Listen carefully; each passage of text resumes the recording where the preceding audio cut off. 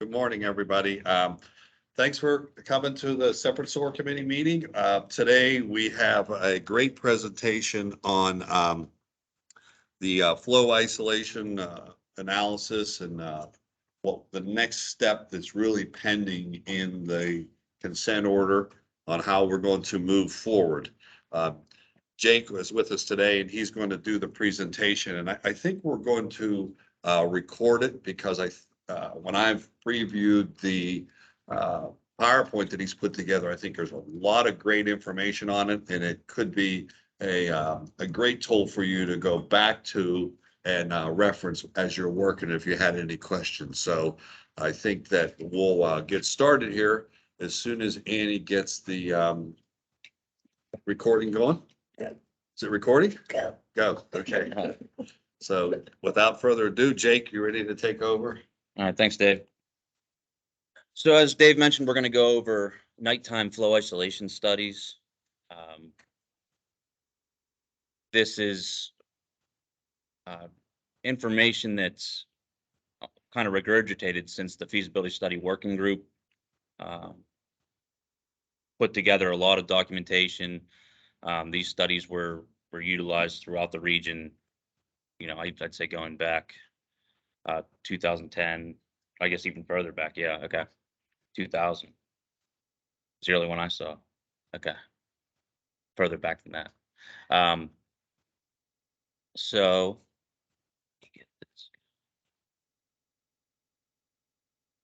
for the outline, we're going to look at the orders themselves, look at the timeline that was presented, you know, what tasks are required coming up here in 23.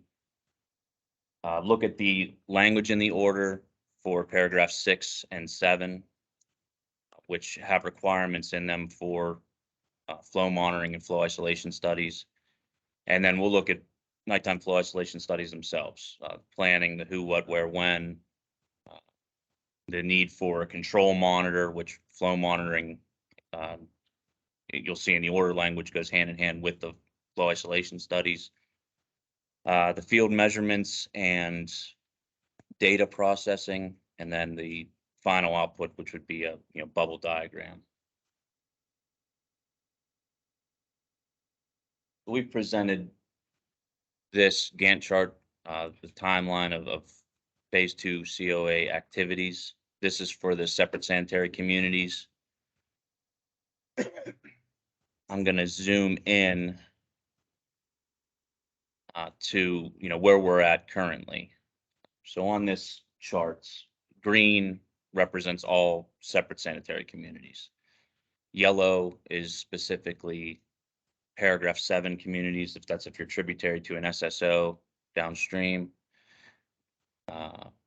Blue would be paragraph 8 communities, meaning all your sewer sheds are below the gold line and you have no SSOs in the system.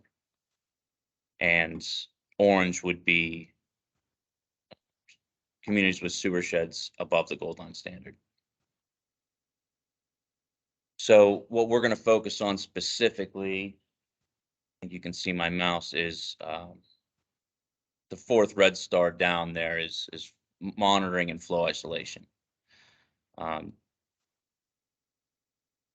So planning for this starts, a few months ago, and the results are due end of May. So Jake, the field work is required for that by the end of May, correct? The way the order is written? Well, we'll get into the language here on the next slide. Okay. So by May, so this is paragraph 6 in the order. So 6A, by May 31st, 2023, the municipalities need to identify and locate excess flows by conducting flow monitoring and system subunit level flow isolation studies. So I would say field work and results need to be in by end of May. This is the most immediate task as far as the timeline goes.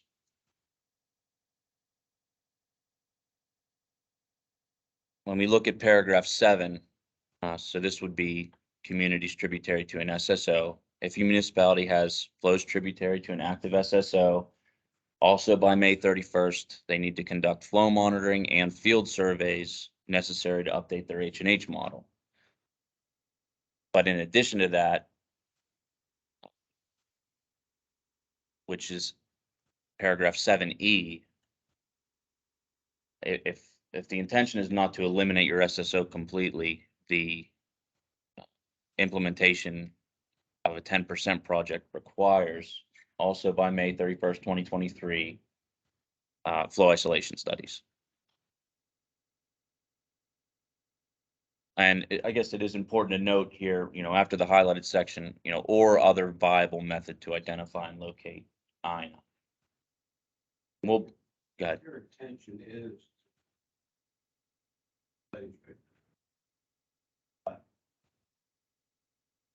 And I'm not speeding.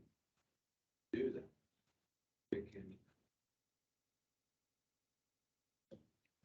Question was, if your analysis and your project is aimed at eliminating the SSO, but then it turns out you're not successful, what point does the 10% project kick in? And just my thinking in terms of that, the way that the order is structured is that by the end of next year, which is in one of the paragraphs, I guess, coming up, under 7E is the plan to eliminate that is due at the end of 2023. You're not required to implement that SSO elimination plan,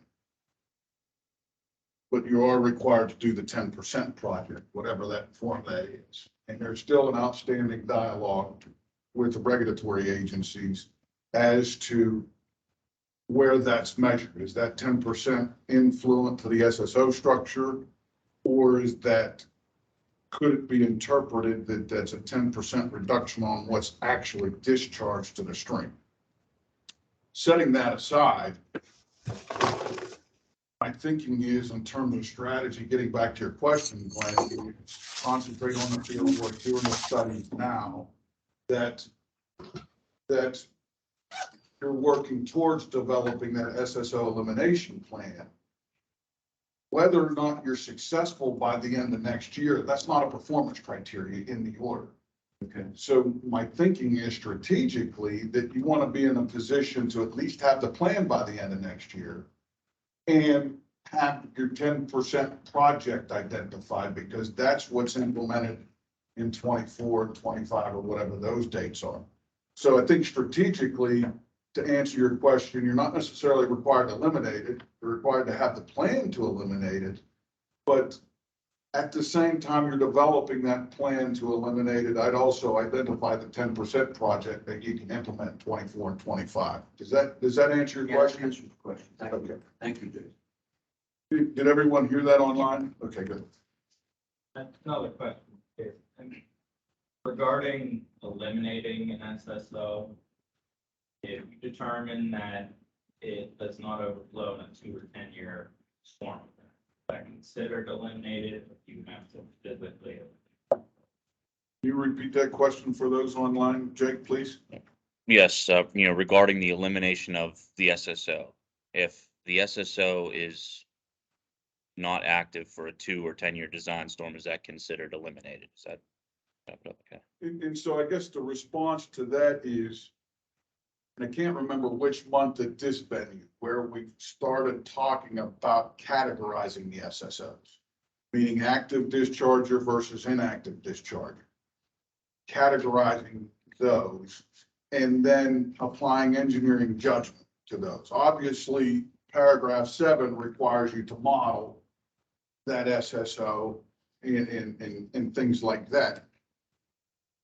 Also, in a frequently asked questions document, there is the feedback that the regulatory agencies provided that that the municipal engineer would need to provide to document closure and things like that. So I guess getting short story long is some of the prior presentations where we discussed categorizing the SSO active versus inactive, based on contemporary flow monitoring or flow monitoring that you have.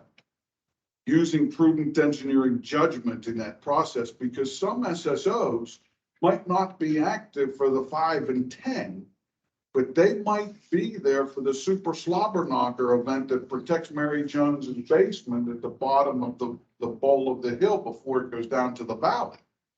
And so that SSO, you may not want to seal it off, completely remove it for fear of, property damage or things like that. But that's where the engineering judgment comes in terms of the SSO closure. And I hope that answered your question. Brad may have some I additional. guess just to add a little bit more into that, I think we got the feedback from the regulatory agencies that basically if you are controlling that to that 2-year level of control, that is what they're looking for from a compliance perspective. I don't know if I would say that SSO has been eliminated, because obviously it's still there, it could still discharge, like Jason said, for those storms bigger than that. But I think from a compliance perspective there, if you're having control to that level, you'd be meeting the obligations of this order. And then use that engineering judgment. Upstream and downstream model that influences by closing that too. Influences any other mammal upstream, downstream. Absolutely, and you're absolutely right. That you can't just narrow in on an SSO. It's a system. Yeah. That you have to look upstream and downstream. And the other aspect is, and I think to tag on to what Brad had mentioned, in terms of the compliance aspect, if it's not active during those storms, that's certainly a good thing. But the other perspective is the regulatory agency still expecting the municipality to do work in terms of flow reduction. It's part of paragraph 7. If you had an open SS, it exists, the SSO exists, but it's barely ever active. You still need to do the modeling for this order, Yes. right? Okay. Yes. And that's all part of the characterization of the SSO and things like that. You need to demonstrate the performance and that it's achieving the levels that need to be achieved. Correct. And, the models that Alcosan through 3 Rivers that have been distributed and will be distributed for this task has the Alcosan boundary conditions in them associated with doing that alternative analysis for the SSO. Okay. And so I hope that, over the summer, we beat the paragraph 7, the SSO dialogue at this venue to death pretty good. And we're still working with the regulatory agencies on that last topic that I mentioned. But I guess the point for this analysis is not necessarily to focus in on what the orders say. It is to help you to prep getting ready for the field work for the flow isolation studies coming up this spring. Yeah.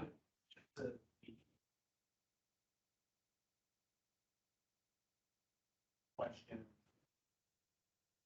So that it can be closed.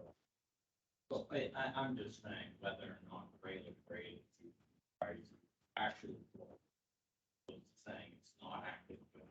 Here. Or whether or not that is. Say there's no risk to facing flooding, just the conditions are right. Nobody's going to be adversely. What would the regulatory agencies require to just, you could just say, okay, we're going to seal this off. Here's a picture. Come on out anytime. I'll show you. You can seal this off. But would there ever, when we still close up an SSO, we have to monitor the same for years. Prove that in those extreme events, we are not adversely impacting anyone. We say it's not ever rising up again. Much work is done. Conditions are different. That going to be recommendation for like to either seal it or say we had. Here's the. And that's a good question, Tim, and go ahead and repeat that, Jake, for those online. Yes, Jake. So, all right, if the conditions are right for you to seal off an SSO, what are the requirements going to be to, prove to the regulatory agencies that it's been closed and it has no adverse effects upstream or downstream? And Tim gave the example that, for Alcosan, in their case, they have to flow monitor and model, years of data to prove that there are no adverse effects. And, or the municipality is going to be under those same standards. Before we have the opportunity to seal it up, we can't seal it first. Right, okay. Monitor. And I guess the response to that question is, this committee had this question before we approached the regulatory agency. And it's also included in the FAQs. And the response was that, and I apologize if I'm being a bit vague, but this is my recollection of what the regulatory responses were, is that provide photographic evidence as well as flow monitoring data, modeling data, or other evidence supporting sound engineering judgment that documents the conditions claim, something like that. That's what the FAQ says. Obviously, you won't want to see off that overflow, and then your model will predict an upstream flooding of, surcharging or another manner, which creates another overflow in that area. I mean, I think you'd have to support, just like Tim's saying, we're closing it, but we're supporting it closure by modeling, and that's where the engineering judgment comes in. Do you really want to seal it off? Or do you want to just show that you're modeling and maybe, like you say, a monitor at that overflow for an extended period of time? Shows that that you ultimately can do it. Do you have to do it in a year? I would think that would be maybe risky to prematurely seal it off. Oh, no. I think that's what you're saying, Tim. I wouldn't recommend sealing. Well, and that this is not going to impact anyone adversely whatsoever. And that's even an extreme event. Then you run 10 years. Okay. Well, then that's your call, and it's what Brad was saying. The department everybody needs to meet is 2 year, but if you want it in 10 year, yeah, it's active. Because, you are protecting well-being of the folks upstream. Sealing off something. You want to have just tons of proof, not just for the regulatory agencies, but for citizens that be able to show. You did a lot of work and showed this. Yeah, we end up somehow get some contained storm, active God. Possibility that we something. And the other aspect in terms of negotiating the order, the order could be significantly more punitive for the municipalities, meaning that by the end of 2027, thou shalt have implemented the SSO mitigation plan and have a year of flow monitoring data. The language in the order doesn't require the elimination of that SSO in the terms of this consent order, but it does require you to have a plan by the end of next year. And that's Jake's point with the budget boxes. And that's why we're presenting this topic today. This is one technology that has been used since the mid-70s to isolate flows in the system to allow the municipal engineers to evaluate source flow reduction in the sanitary system as part of that SSO plan development. Next slide. All right. That was all a good introduction to flow isolation. So hopefully we're going to get there soon. This slide just shows, how the flow monitoring, flow isolation that's required is going to be used moving forward, with modeling, with alternatives analysis with the CEP. And then the alternatives analysis would lead to the 10% reduction project, which design for those 10% reduction projects is due September 30th of 2024. Okay. Nighttime flow isolation study guidance. I have used the initialisms NFI and FIS interchangeably. I think for consistency's sake, NFIS works better. So for flow isolation studies, there is a ton of documentation and guidance on the Three Rivers MDS. As I said before, we were putting these together as part of the feasibility study program, I think 2010, 2011, 2012. Yeah, it's a step in the right direction. Yeah. So every time, you know. In the right direction. That's Kim. Point, because I've been listening to that. Oh. I'm going to mute the. Let's see. She muted. Okay, okay.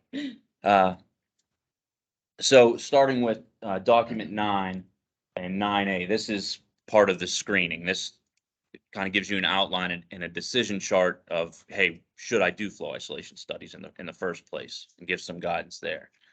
Document 12 is probably the beefier of these guidance documents, and a lot of what you'll see in this presentation comes directly from document 12. And I think document 12 was appended to the phase 2 consent orders. I believe. Absolutely was. The regulatory agencies during the negotiation wanted to make sure that the municipalities understood it. Exhibit B wanted to make sure that this resource existed, and the best way that they thought to do that was appended to the order. It actually says that in 6A. Yeah, so that it's available on the MDS. It's also available with the orders that were released by the regulatory agencies. So and the appendices that go along with document 12 are also, I think, included with phase 2 COA baseline due diligence reports. Document 13, and specifically appendix A of document 13, is also important. That digs into, after you've done your studies, you have all your information, how do you work the post-processing? Data validation, organization, and eventually you get the bubble diagrams. I think it might be document 12, includes, it gets down to the detail of actual spec language for flow isolation studies. It provides sample requests for proposals for vendors. And then the templates and forms that go along with that. It's full of, even though that document has a little bit of age on it, it's still full of good resources that you can use today as we move forward into next year. No question. Just general guidelines for flow isolation studies. You're looking to get your system down to subunits of 1,000 to 3,000 linear feet of pipe. You're typically performing these studies between midnight and 5 a.m., where the sanitary sewer use is minimal and the flow that's in the pipe is generally representative of infiltration. Typically late winter or in early spring is when the groundwater table is at its highest. You're looking for maximum 7-day sustained minimum nighttime flow conditions. And we'll dig into that a little bit later, but generally it's just high groundwater table. You're performing these measurements using V-notch weirs or compound portable weirs or portable velocity meters. And there's also other ways, there's other methods, and they're in those feasibility study working group documents as well, dye dilution studies or bucket measurements, things like that. And generally you're looking at 20 manholes a night under ideal conditions, although 15 manholes is probably better for planning purposes. I did want to take this opportunity, Jason, as far as the history of flow isolation studies. You want to touch on that a little bit? Well, Clean Water Act was developed in the early seventies. Following that, the construction grants program through federal EPA to encourage municipalities to improve their publicly owned treatment works. EPA was given out a large pool of cash. And there was a guideline, and I still believe it, you can Google it, it's around the mid-70s. It's an old EPA guidance document pertaining to infiltration inflow analysis. And that's where this concept derived from, where they developed the concept of cost-effective or excessive INI. Excessive INI being that INI that can be removed more cost-effective that it can be transported and treated. And so EPA was giving, at that point, 85% grants for those systems that could identify source flow reduction, cost-effective source flow reduction, and implemented that in the various systems versus expanding the plant.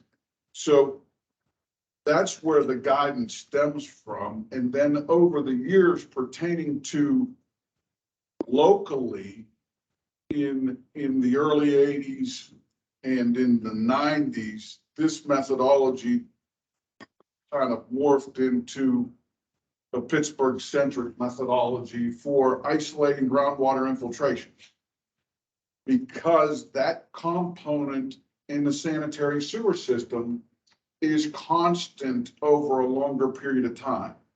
In that range from January or late winter, early spring, groundwater conditions are high. You can get in and isolate the groundwater infiltration component at various points and get a lot of measurements, could get a lot of area covered into a short time frame. That's the GWI component. The RDII component, which is flashier, that it's very difficult to measure and to isolate on a neighborhood type level.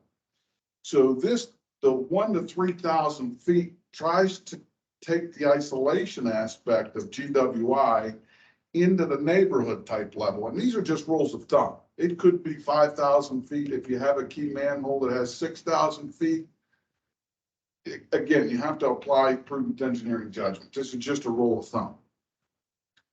And so that chronology is essentially the same that was developed. And the understanding is that if you can isolate GWI within certain neighborhoods, that RDII that's rainfall induced, that pro rata share, that percentage of the system of RDII follows the GWI aspect. So that's the theory behind a lot of this and some of the background. Again, that 1970s document's a very good document to have.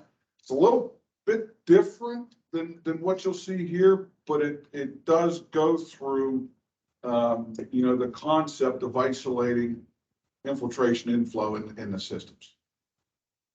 Thanks. And putting together a lot of the guidance that, I guess, specifically the nighttime flow isolation studies that we do today, that's a regional thing. It's a customized regional thing that service providers, Alcosan municipalities have been employing in Western Pennsylvania since the mid-70s, Jared? Yeah, mid-70s it started. Yeah, mid-70s. So Yeah. that's kind of the background. Thank you. This just goes a little bit deeper into document 13 appendix A and shows, this is the table that eventually you'll see these colors in a bubble diagram, present your results based on GPI&D value. So this is similar to what we had done with the baseline due diligence reports. And, we did a heat map and we had a gold line standard. Well, this has clearly defined 0 to 2,500 2,500 to 5,000, 5,000 to 10,000, and then above 10,000 in red. One key point that I want to differentiate is that nighttime flow isolation measurements, this graduation is groundwater infiltration. Green, yellow, red and orange is where you want to essentially target infrastructure dollars. Please don't confuse this with the GPIMD of the Gold Line standard, okay? They're the same units. It's just different parameters that the units are being used. This is groundwater infiltration, that steady GWI that's present during periods of high groundwater. The Gold Line standard is long-term RDII that includes rainfall-induced precipitation over a long term. It strips out the base wastewater flow. So I just want everyone to understand they're similar but different. This is a graduation that has been used in the past for GWI. The GPIMD for the Gold Line standard's different. But what I will say is that this graduation is complementary to the Gold Line standard, GPIMD. In terms of the volume on the Gold Line standard, this GWI being in the pipe 24/7, 365, and obviously it varies seasonally. This graduation is the majority of the volume that's on the Gold Line standard. So if you're looking to get a 10% reduction in the Gold Line standard to accommodate the order, this is the graduation where you'd look to isolate those. Does that make sense? So, and that's one of the key questions that's often asked at these venues. And they're absolutely different. They're integral, but they're both important. And it's important to understand the application of each. So odds are, if you have a red on your exhibit, you have find a red on this. Yeah, the question is, if you're above the Gold Line standard in a red heat bar, you do your flow isolations, you're probably going to find areas of red and orange that contribute to that being above the Gold Line standard. I'll let a little secret out. That's the areas that you want to focus on your 10% project. But then this could, as you're going up through the system, tell you hotter spots. Correct, absolutely. This will tell you where to invest dollars in your city. And so if the meters at below big fingers, Yes, you're going up and finding the hot spots. yes. So that's why you refer to this as. So you may have a yellow area, Right. but once you go do this, you're gonna find those areas within the yellow that are actually red based on this analysis, which is gonna highlight to you those hot spots that you're probably gonna wanna look at closer. Right, because you're now this system breaks that down, right? Correct. Yes, yes. Okay, everyone understand the differential? I just wanted to point out one other little difference between the two, just for clarification purposes. This number is gonna be from that time period you're doing your flow isolation period, which is the high groundwater time frame, versus the Gold Line standards based on an annual number.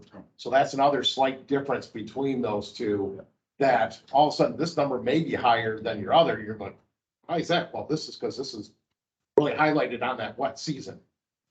So that could lead to that, but the general trends are going to be consistent between the two. Yeah, thank you. This slide just shows where you can find these documents on the MDS. I know it's small, it's hard to read in the room here, but generally when you go to your phase 2 consent orders and you click more info, you have at the top your exhibit A, explore your exhibit B. Eventually moving down, there's historical feasibility study working group documents. And I pasted this in there, but you scroll down, you'll get to document 9, 10, 12, 13, and so on. So it's all available right there on the MDS. So getting into the planning, and Jason has already alluded to this, as far as, what are we looking to accomplish here with these studies? And really it's, as Jason mentioned, it's the steady, constant groundwater infiltration that's in these sewer systems. I was looking for a graphic that showed this breakdown, and even when I Googled it, it turned out Alcosan came up. So I used their figure from starting at the source document. And this just shows you a hydrograph of a rainfall event. This is the flow monitoring, and basically under the curve of your base wastewater flow, that volume is groundwater infiltration. That's what we're looking for in the system, and trying to determine what's cost effective to remove. This is another view of that groundwater infiltration. This is output from SOAP, EPA SOAP's program to deconstruct flow data. And what you're seeing here is our base wastewater patterns. There's a weekday pattern and a weekend pattern, and these are generally repeatable, throughout the year. And you can see the area that's under those curves. So, even in the very middle of the night, you can see how much flow is in that system, and that's generally representative of groundwater infiltration.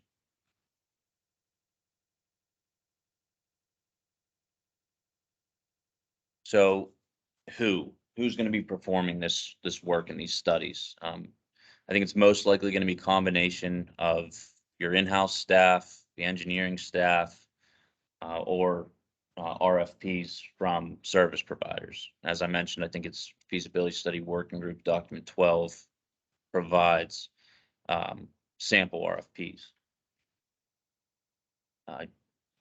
I would say either way, you need local engineering to perform the initial layout to determine, what key manholes are we selecting in the system, to, divide them up into 1,000 to 3,000 linear feet of pipe. You're looking for easily accessible junction manholes in your system. And again, 20 manholes per night under ideal conditions. And also wanted to note that notifications to the local police and the residents is an important factor as these studies are being performed at night. Please understand that, communicate with managers, your local police, your dispatch. It is nighttime work, and obviously everybody being on edge. If someone doesn't know that there's going to be a person in the backyard in the middle of the night, and they see someone back there, 6 alarm, active situations. I'm not suggesting that's from experience, but I did have to run from a couple German shepherds every once in a while. But if you communicate with a property owner, say this key manhole's in your backyard, here's my cell phone number. When we mobilize, this manhole's absolutely important. We're gonna ease off the manhole. We're gonna put it back on. Can you please keep your German shepherd in? That coordination is absolutely necessary. And then You also want to definitely go out in the daytime to Yes. find the manholes yes, and open them. yes. I guarantee if you don't, you think that manhole you're gonna find is there, and the next thing is covered over 4 inches of dirt. You don't want to be digging that up at 3 in the morning. And it's sealed so tight. Yeah, or you're using a sledgehammer, right? Yeah, And that would be discouraged at 3 a.m. sledgehammer manhole lids on a main road. I think one of the key points here is Jake saying is just don't say, we're gonna go out tonight and do something. It's gotta be a whole laid out plan. There's a proper Yeah. process, yes. Yeah, as Jerry had mentioned, it would be recommended, I'd say within a few days of the study to have the people who are actually going to go out and pop these manholes to view them during the day. In a lot of cases, like you said, there could be buried manholes. A car could be parked on top of it that, you're never going to get moved. They could be back in the woods where you're not easily gonna be able to find them. So that's all pretty critical, because then you have time to select different manholes instead of doing it on the fly.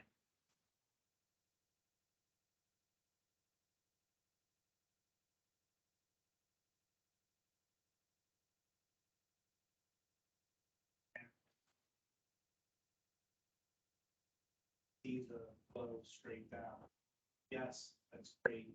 And that way, actual proof does the flow. Should they see that? Like, you don't want Yeah. Yeah, I think people need to apply common sense, put a little piece of survey flag taped up in the tree above it or something that people can find it. And I think Jerry's a key point. Even the ones in the street, don't assume they're gonna open easy. It's a hard shot when you're out there beating in the middle of the night and you're just causing Well, yourself. and you're more- trying to get 20 manholes a night. You don't want to be spending an hour, half an hour, 45 minutes on one particular manhole just to get it open. And the other part of it is, even if the property owner doesn't come out with a pitchfork, if you're pounding that manhole and waking the neighborhood up, you're starting to introduce base wastewater flow.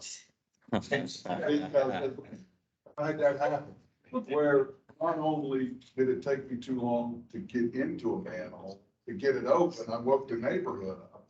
I couldn't use the measurement anyway because of what you do in the middle of the night.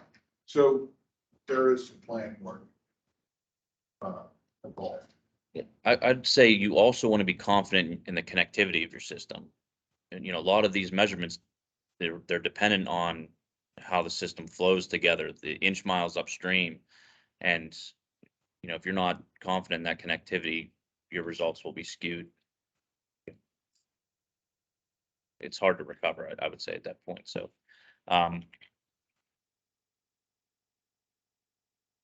where are we performing these studies?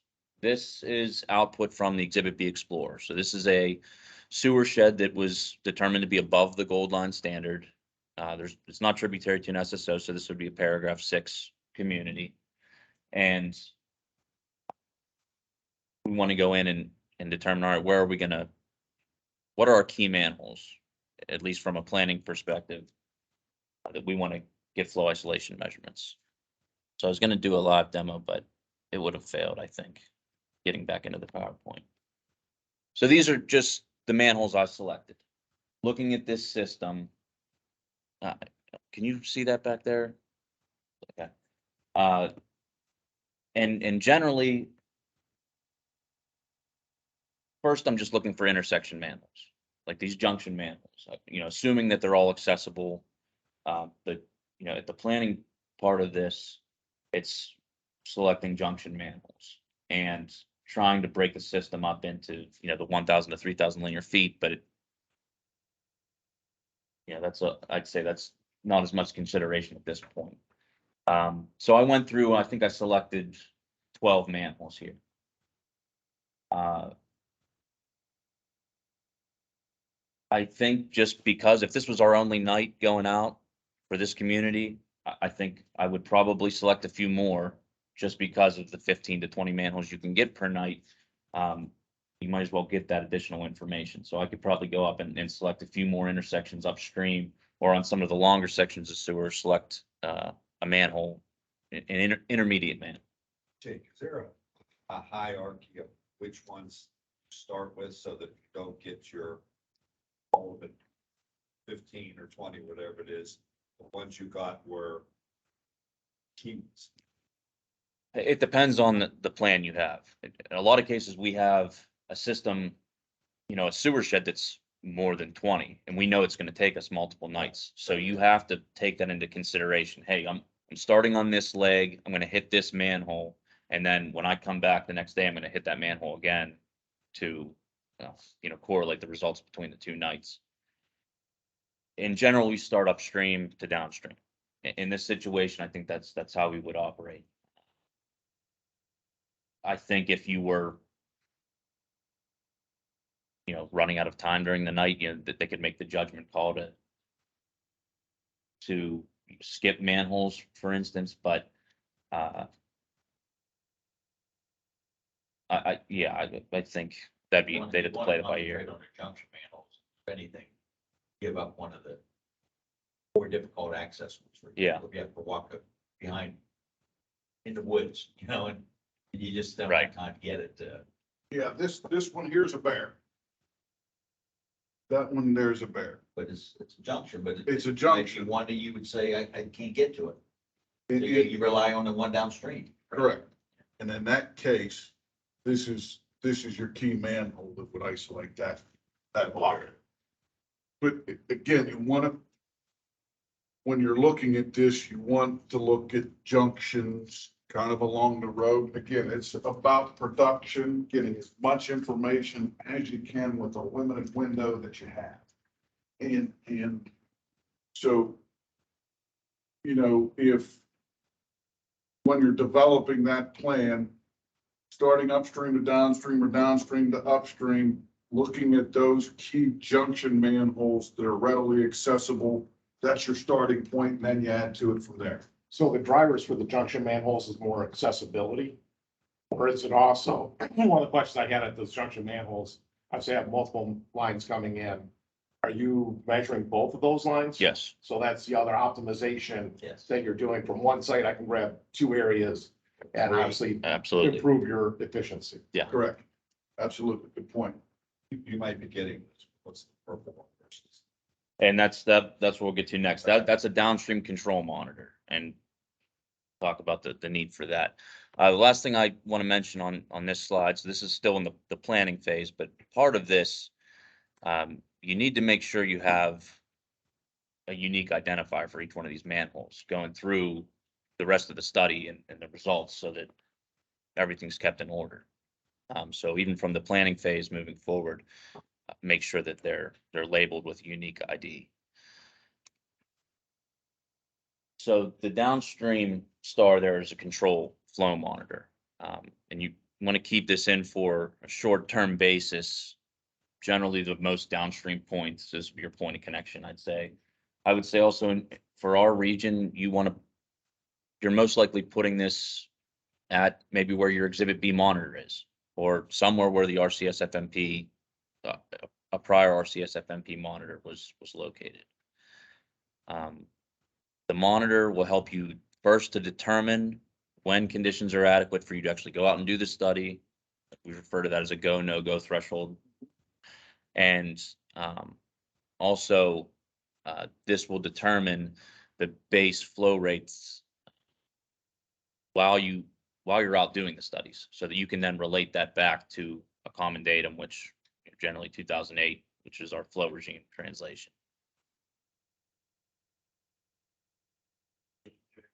I take an advanced kind of approach on this concept, eliminate the flow isolation. Probably stay in this area, probably already CCTV most of previous assembly. Like when I go in there and see if I got class fives, I make that a program because we have to fix them anyway. Pick your flow monitors. I'm down here in control. One upstream that blue is good here. Project and see what the result. I mean, you can do it from that approach, but the key element is the flow isolation measurements, find where your water's coming from. The most of class five is probably where they're coming from. Not necessarily. If you're televising showed a bunch of gushers or something like that, I think you're stronger, Yes.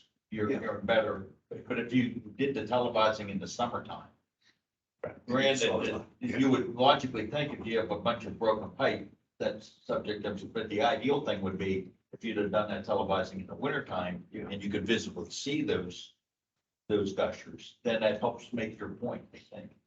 But I think it would stop you from just thinking, oh, I don't need to do a spot repair. You might now know, I gotta do that spot repair, plus I wanna line that whole system too. So you get that, the five's the problem, the 4 or 5, but then you solve all these other problems, I might as well line manhole to manhole on there. Most of the time, you find fives, that whole line is not in. It could. So that's your program. The other aspect is you could televise this entire system and not have a grade 5 defect. And when you stick a meter in the ground, it's, 35% above the gold line. And when you do the flow isolation measurements, 25% of this entire system could be contributing to that element being way above the gold line standard. This method helps isolate where the water's coming from. Obviously, groundwater is so variant. If I were to explain a pattern or be able to develop some pattern for groundwater, I probably wouldn't even work for a living.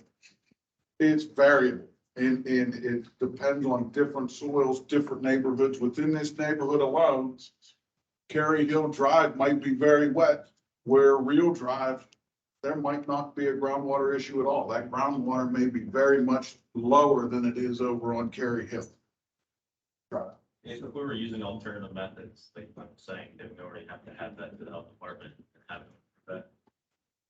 Yeah, I mean, According to the order, yeah. according to the order, yes. In the other, while we're on that topic of alternative methods, one of those alternative methods that we vetted at this venue earlier in the year was the eye tracker technology.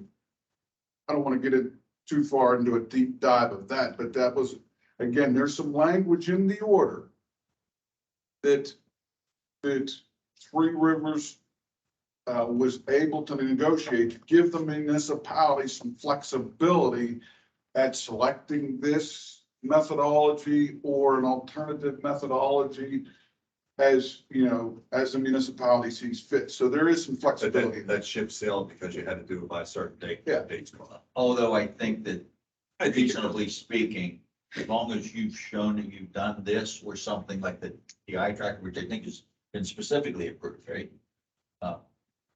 Would Glenn's ideal work if he didn't get it specifically approved by now? Technically, the order says you should get your idea approved.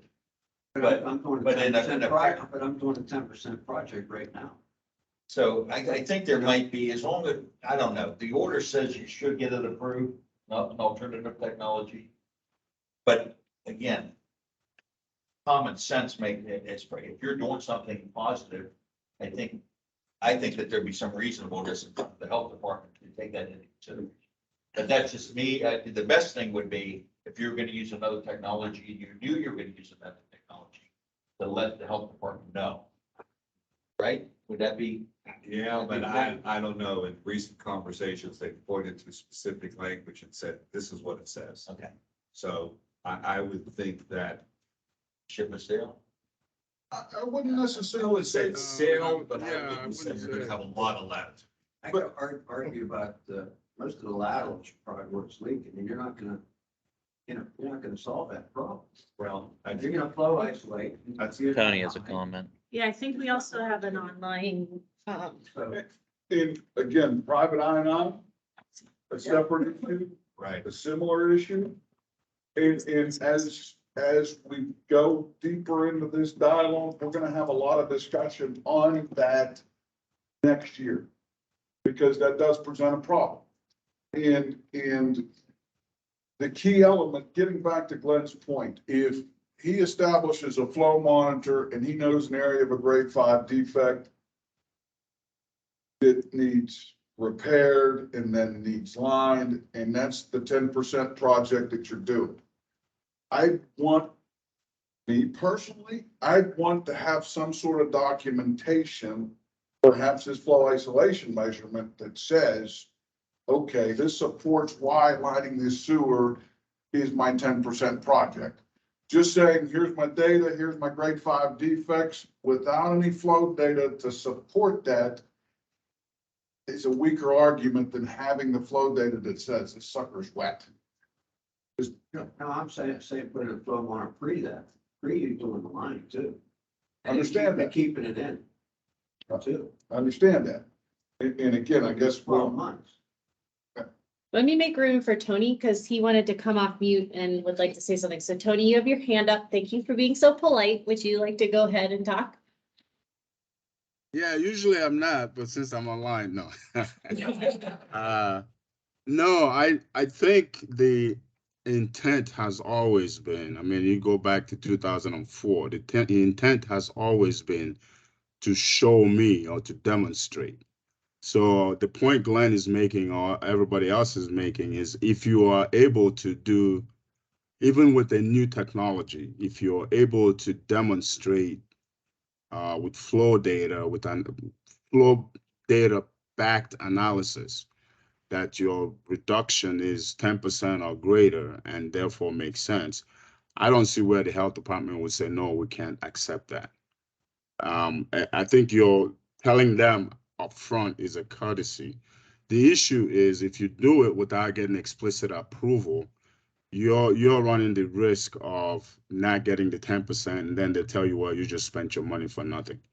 But at the end of the day, it's the municipality's risk and the engineer's risk as well, doing the analysis, hoping to get the reduction. And if you don't get it, you still have to go back and try and get it. So that's the part we need to be careful. I don't think anything is off the table as long as we're able to demonstrate the effectiveness of it. That would be my point. Thanks, Tony. But what you're telling me here, Jake, is I gotta put my monitor weeks before I go out and start this flow. Yep.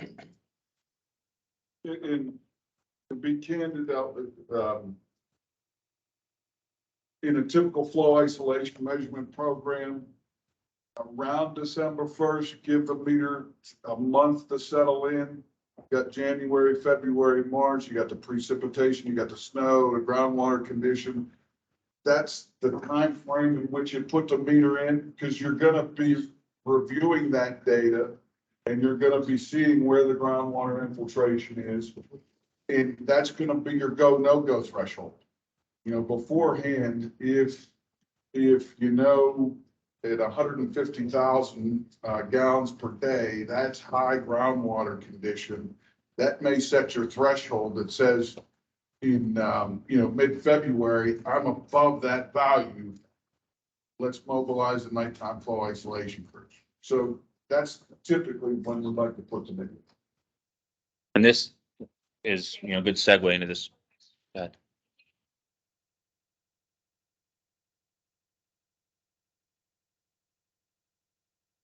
It depends on your scope, how many manholes do we have? In this scenario we're just looking at, this is one night of measurements. And you'll see on the next slide, we get, generally we're doing 2 rounds. So there would be 2 different nights that we're going out and performing the flow isolation at this area. Same area. Yeah.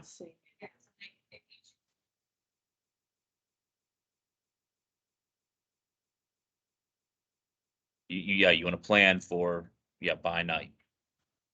Yeah.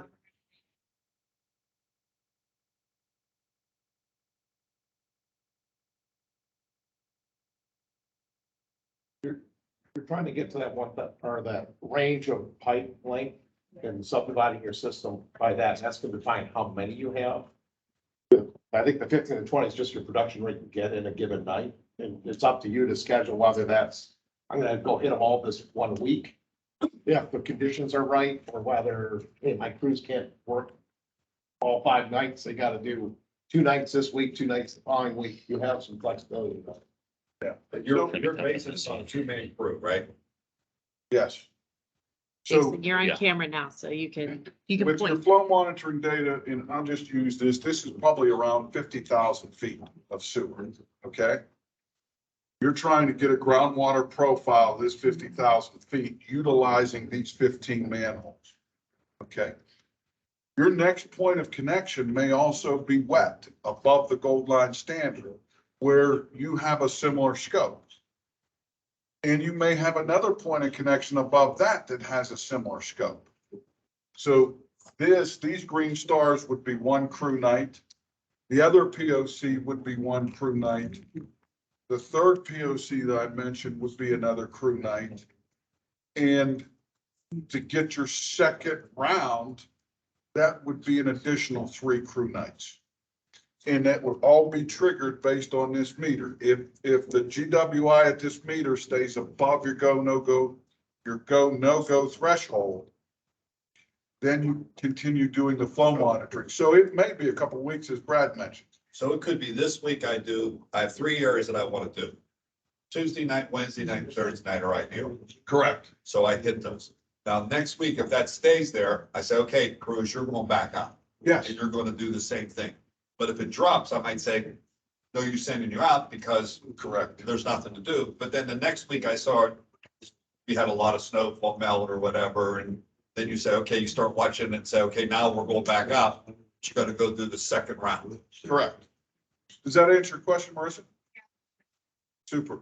And there'll be another example later that, you know, it's a much larger sewer shed and I think it took 3 nights just to get 1 round done. So you need to plan, you know, this section is this night, this section's this night, and, you know. Or you could have through crews out there. Absolutely. That's true, yeah, yeah, Depends on your manpower situation. yeah. Correct. We unplugged the. Don't mind me. I didn't unplug the. I unplugged the computer. I am sorry. Okay.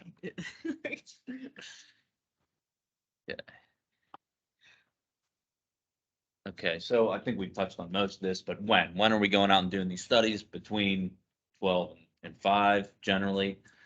I did want to note that if you know within these subunits that there's commercial or industrial customers, or a pump station, all that needs to be known ahead of time. Because that could tend to throw off the results a little bit. If you have an industrial customer that's active all throughout the night, then you know, your measurements are going to be recording that flow. Also with pump stations, them kicking on and off can really throw off a nighttime flow isolation study. So I think, you know, noting them ahead of time and then considering them in your results when you're bringing everything together is important. Generally January through April, generally 2 rounds. I do want to mention we have done these studies in the fall when conditions were right. So, you know, there might be the opportunity there for that, especially if you have a lot of flow isolation that you need to get done. You can potentially start in the fall. And also you don't want to take these measurements during or directly after precipitation events, at least not on purpose. I mean, there are, you know, sometimes you're looking specifically for RDI, maybe you go out and do it during a consistent precip event, but you're trying to avoid those generally. And as you mentioned, hey, you're saying Tuesday through Thursday is ideal conditions, and you got a plan, you're going to get everything done in those 3 days, and then it rains Wednesday night. So, you know, you got to be adaptable for when you're going to be out there performing these studies. The snow volume, probably it's still safe to go, right? Yep. That's not an instantaneous groundwater change, Correct. but you got to worry about that, about safety of your. And accessibility, yeah, and, Yeah. you know, yeah, you have to take that all into consideration. As far as the threshold is, you know, the go, no go, the hydrograph shown on the bottom here, this is actually output from the RCS FMP. And if your control monitor is in the exact same location as one of the monitors that was in 2008, this is a good resource for you to look ahead of time and say, at least back in 2008, you know, what were our conditions for 7-day sustained minimum nighttime flow in February, March, April, and it can give you a value to shoot for. You know, your conditions might be a little bit different now, but that 7-day sustained flow rate is what you're looking for. There's a lot of information on this slide. This was just a general, you know, what happens during that night. So, you know, 10 o'clock to 11:30, you're pulling everything together, making sure you have your maps, your forms, your equipment, safety gear, all that. Traveling to the site, set up your equipment, your safety gear. You got to set up traffic control. Around midnight, we're starting generally at the high point in the system. you know, all the safety checks, equipment, getting down in the manholes, measuring flow at each one of these influent locations, generally with a V-notch weir. You need to allow the flows to equalize before you're taking your measurement. Flows too high for a weir, or the influent pipe is abnormal and you can't fit a weir in there, there's other options for taking that measurement.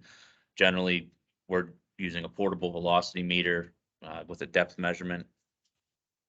And then the attendant on the ground level is recording the measurements and doing any calculations as necessary, and getting the information on a figure or a schematic.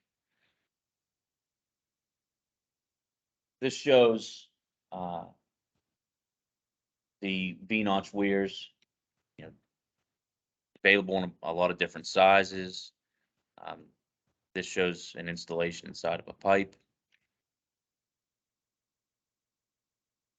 This is a zoomed in version of one of the weirs itself. So you can see, you know, directly on the weir is your flow rate that you're measuring while you're out there. As long as you can read, you're okay. The key element, and I'll be candid with you, in your post-processing analysis, keep in mind this 8-inch weir is in the pipe. It takes a couple minutes to build up enough head to start spilling through the V-notch.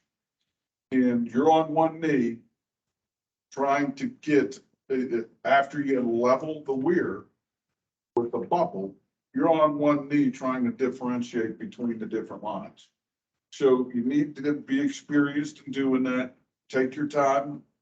Again, 15 to 20 key manhole per night is a rule of thumb. If to get the best measurements, if that has to be 12 key manholes per night, do that, because this is the critical element in terms of measuring. And again, it's just an instantaneous measurement. It's a snapshot. The difference between 1916 and 1458 at 2 a.m. on a knee, looking at that isn't that big of a difference. But after you do one or two, you can tell. And frankly, I'll be candid, insider secret, the fog. You'll be able, huh? Yeah, I know. what just went on. A lot of times in the winter, obviously the sanitary sewers are atmospheric temperature. They're warmer. The fog will highlight the exact level of where you're at between 1916 and 1458 or high. That the steam, just like the steam on your mirror, that's the big. What you're saying is you want accurate information, not just. You want accurate information. Don't stick it in to say I stuck it in and make up a number. Just so I get them. The biggest thing on accuracy in that is make sure you leave the weir long enough so you have true stabilization of flow. You try to put it in for a minute, it may take 5 to 10 minutes for that particular, depending on slope. It may, if you have a steep slope, it'll be real quick. If it's a flat line, it could take, you could sit there, you have to know, have I really reached my stabilization? And that should come with experience too. Yeah. If you just try to whip it in like you're saying and get a quick reading and leave, you're in trouble. Don't take the reading as soon as it tops the weir. Correct. Leave it in there for, make sure it's stabilized. Do you ever recommend somebody with a piece of size digital camera, just a snapshot? Because you're in the middle of the night, sometimes people's eyes are really good, just visual confirmation after just small QAQC. Might be a good idea. Yeah. Want to repeat that just? Yeah, Tim brought up, potentially, if you had a digital camera while you're down there in the manhole, you could snap a picture of it while you're taking the measurement, and that, preserve your data. And trying to think of the logistics of that, of usually. Having my gloves on and pulling my camera out of my pocket. Out of that initial, this site, this time, this date. Everything that follows after that responds to that particular site, and then the next site. We repeat. This site, this date, this time, click, every picture that precedes it. That- I think we need to get a sponsorship by The timestamps are GoPro. always- The names on the. All names on those. Go by. Yeah. Time date. It's always a great back. Right. Well, and if you're waiting for flow to equalize and you're not doing much other than that, yeah, then maybe that offers you the opportunity to.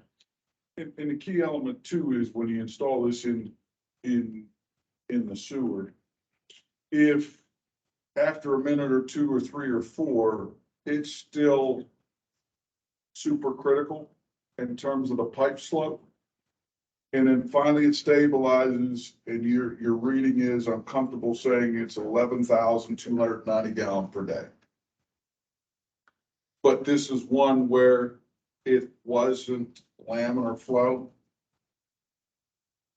When you go back and post-process, that 11,290 may make absolutely no sense at all, and the actual value might be 15,730. At some point, you have to take a look at that specific measurement, and if it's bouncing up and down after, a couple 5 minutes, you may have to discard that measurement, utilize engineering judgment. That's also a valid technique as when you're doing this. If there's a specific issue with one measurement, you may have to throw it out. And that all needs to be noted by the people out in the field taking Yeah. these measurements. Yeah, that happens typically in a steep slope line. Correct. When you put the weir in, you just get a lot of bouncing around. And you average it in the field, but and you say the technician's notes come in handy. Say, hey, I have a range here that it could be because it's jumping. Yeah, as many notes as they can get on that page, like, they see suds in the flow while they're out there, or, for instance, they're all taking the measurements and the 3 houses on the block all got their lights on and are making noise, maybe that's something that needs to be notified as, or Usually in marked as the well. upper end of the systems. Not way down the system, usually in the upper end of the system, you can pretty much tell whether it's domestic use or usual. Yeah.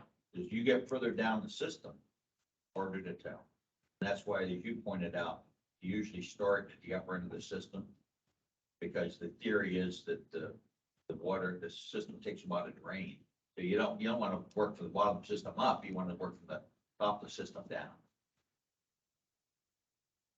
Yep, thank you. Yes.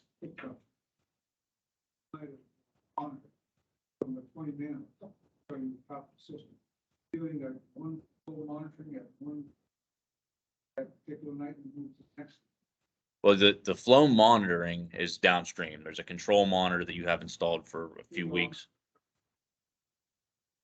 Putting your Yeah. monitoring. Just take care, monitor that one, then you move them down to the next. Yep. But that's it for the night, just that one there, It's a snapshot, a yes. snapshot of the. Yeah, you'll get this measurement, the manhole that you're in here may take 15 minutes. That's the only measurement you're getting at that manhole, and then you're moving down. But also in this manhole, if it's a junction manhole, I might be getting 2 readings Correct. Yep. in that same manhole. Yes. So I might read this one, pull that weir out, turn around. The one that comes in on the T side or whatever, I put it in that one. Or even have 2 weirs, right? Put them both in there, so you're waiting. You know, We're a nonprofit, so we're all about efficiencies at our nonprofit. Like, why'd you spend so much time in that hole? the cost of the weir is, well. But I Well, think the other thing is make sure, it's because you think it's an 8-inch pipe, make sure you have other ones on the trunk. Yes. You might get in there and it's, Well, an 8-inch weir is relatively inexpensive. You get into the big ones, it can be, but compared to time, if you have a junction manhole, your crew wants to have, especially an 8-inch pipe, you want to have a couple 8-inch. Yeah. You could do it with one, but now you're really impacting your production. I have a question just along the lines of, can you have multiple teams working in the same system? Or is it very important that while one weir is installed in the upper watershed of a sewer shed, you do not have a second crew putting a weir in below that? Like, is it very important that you know that the system below is not being touched and the system above is not being touched at the same time? That's a good question. Depends on, like for instance, the example we gave earlier, I don't think you want two crews working in there at the same time necessarily. On a larger system, yes, I would say it'd be fine for, you guys have this part of the section, you have this part. And noting the time that the measurements were taken, and using your control flow monitor to try to make sense of it all. And wouldn't you want that, where they're taking, where you would want somebody downstream taking like that, they would have to be in another leg up. That's Well- where I was gonna go with it. I think those systems are complex enough. You have a lot of unique lines that aren't, I could have 4 crews up here in that, even that one little area, Right. but they're all not measuring something that's being impacted by what they're doing. I don't think, especially in that small of an area, you're gonna see that impact if you have one and you're down 3,000 feet and they're still backing flow up to get over the weir and Yeah. they're trying to get their measurement. Yeah, you're gonna see some time. If I'm totally across the road, totally in a different one. But it comes down to, you don't have how much manpower do you have.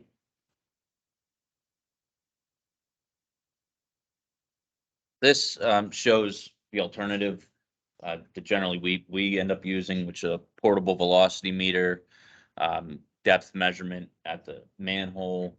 And this is a form that's provided in that document 12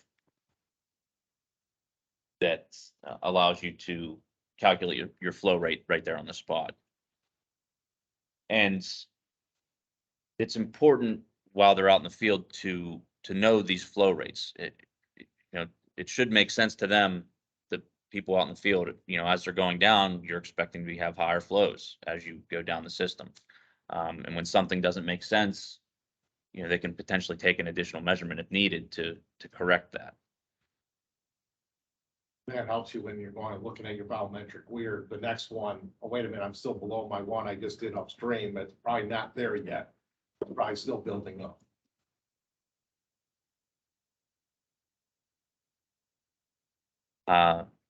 So now looking at data processing. So specifically document 13, appendix A really digs in on it. Gets in the weeds a lot on all the post-processing. Do you want to assemble and organize all the field data as it's collected? Don't wait a couple weeks. Drive yourself nuts. You have a crew that went out that previous night. Get your findings on a map that next morning, start asking the questions. If there's something that comes up, you can get it addressed, after the technician or the public works employee wakes up that afternoon. It's better to get that question answered than if you wait 2 weeks, they forget. They've looked at 100 manholes since then. Yeah. Remember that one is gonna be tough to do. In an ideal world, the person doing the measurements will do the initial completion of this form. Because that would give the opportunity then to say, this manhole is a tough one or the common, So, Yeah, this form, and this is kind of, with the previous form I'd shown, this would be filled out in the field. Yes, while they're out there, yeah. And, our guys in general, they have their map or a schematic diagram too, that they're also putting those measurements in as they're out there, just so it shows that it makes sense moving downstream. And then they're involved with the post-processing where, they're looking at meter math and even noting, here's areas where we were unsure, or this happened at this location. Or connectivity in this area is all messed up. Come back and fix later. Keep moving. That's valid. Yeah. If you jump in a key manhole, it's supposed to be one key manhole and next thing you know, there's 4 influent pipes that aren't laterals. You gotta note it and move on. And perhaps you finish that flow isolation run. And your second night, you start at that junction with the 4 influent manholes and do those branches later. But, that's also a valid finding. And as long as it's well documented, pictures and, you know, of the inside of the manhole, you know, top side, you could potentially go out and televise or dye test or whatever to confirm the connectivity, and then those results will still be valid. Other, you know, the field data sheets and the field maps that the crew has out in the field, you should maintain those and leave them unaltered just in case you need to go back to them. And then the output should include these completed forms.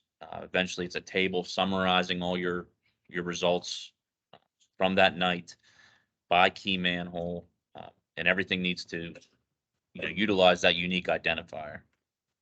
Plus, while they're there, sitting here, any problems in the manhole where they see leaks coming in the manhole, they should know that too. Yes. Yes. Not necessarily doing a manhole inspection, but at least saying, we know it's groundwater coming. Yep. I mean, we're out there to identify sources of groundwater infiltration. So.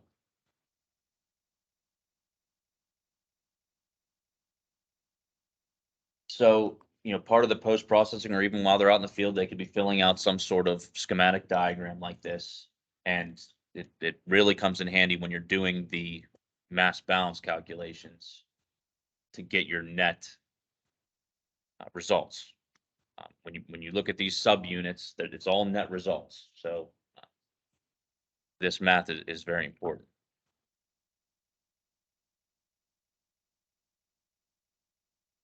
This is something I want to throw in there that, you know, based on what you determine as your 7-day minimum nighttime, max 7-day minimum nighttime sustained flow rate, something like that.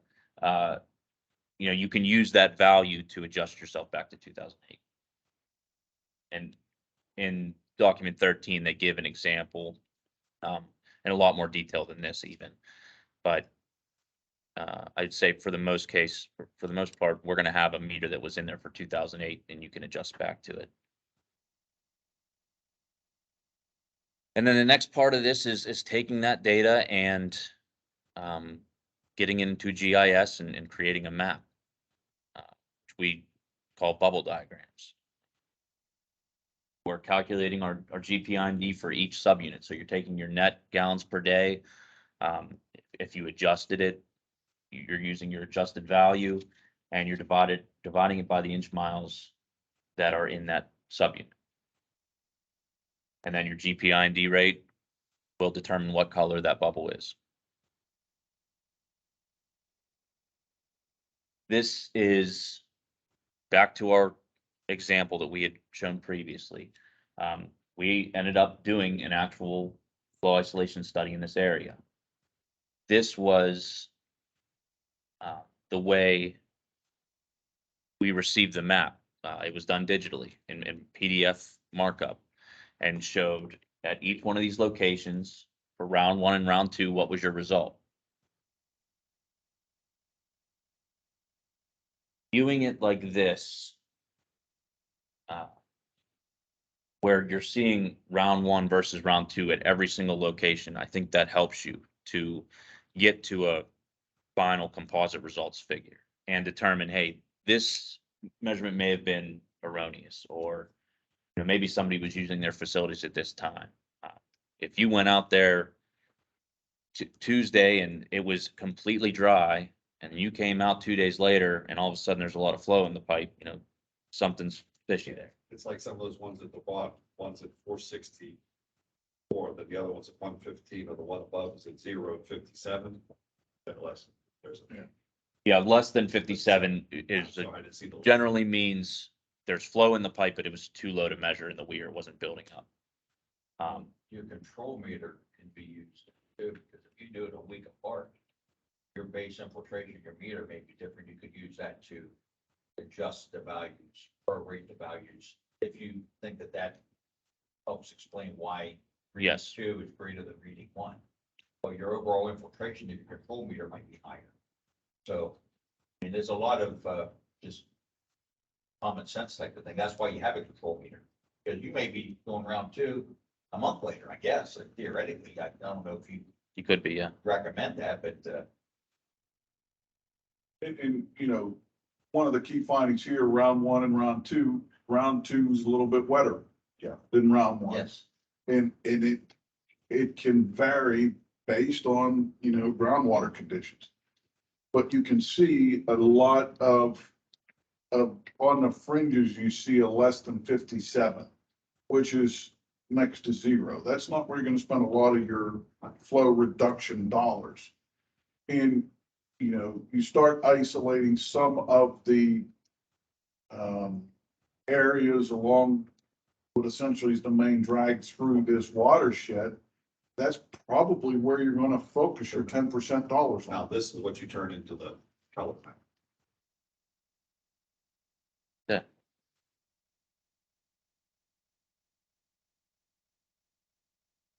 And this is what you'll end up with, I think.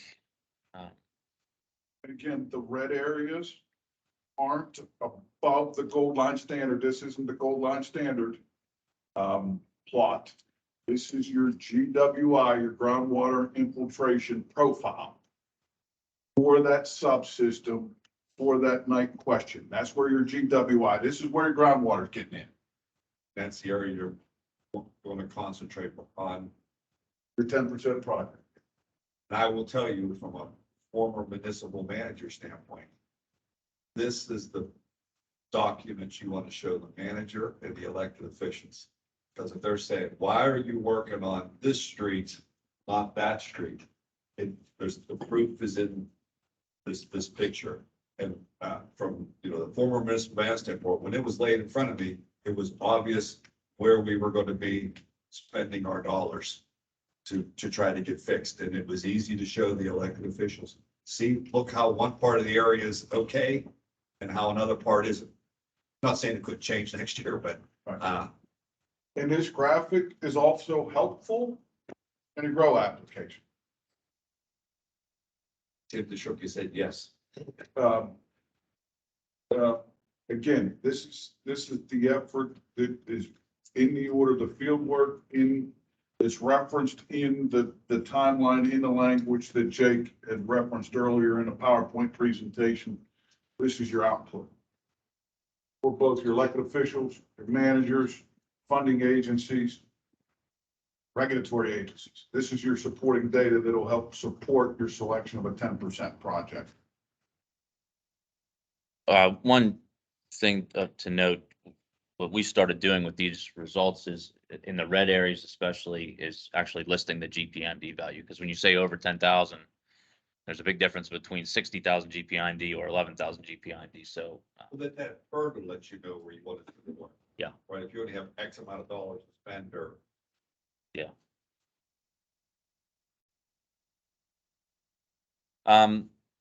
Just, I presented this last month, but this is just an example of a larger sewer shed. In this was done as part of the 2015 Three Rivers pilot program. You have your downstream control monitor and actually additional flow monitors were put in upstream at SSO locations. You can see how many key manholes were selected. So this is a large program that took, I'm thinking it took 3 nights to get one round. Yeah, it's 3 nights, multiple crews. Yeah, I there were believe multiple it crews. was 9 crew nights Okay. to complete this work in 2015. So those key manholes turn into all these different subunits.